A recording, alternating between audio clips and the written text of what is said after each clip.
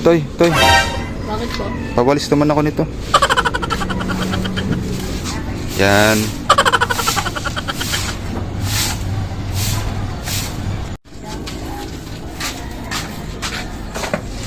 Okay na?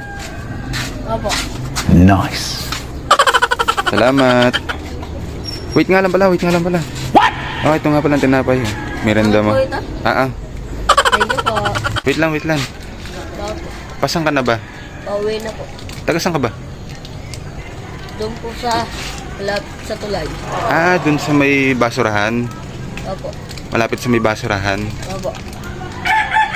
Oh, may dumi ka sa mga tao. Punasan mo. Kilala mo si Kuya Nestor doon? Opo. Sa may basurahan? Opo. Sige, pasuyo ako. Pabigay ako nito. Hindi po. Sabihin mo, bigay ko yan sa kanya, yung utang ko sa kanya.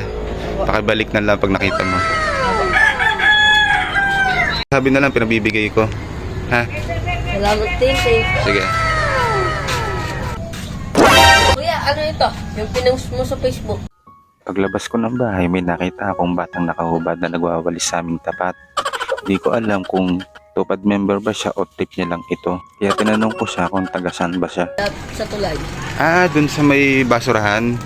Opo. Kaya inabutan ko agad siya ng 2 tinapay, baka nagugutom na siya. Halata naman kasi sa pagmumukha niya. At agad tong umiyak ng malakas na parang sanggol. Unga. Inabutan ko na rin siya ng 100 pambili niya ng maraming chupon para may madedede na siya pag siya'y nagugutom. Kaya kung makikita niyo siya, abutan natin siya ng kahit konting tulong. Maraming salamat.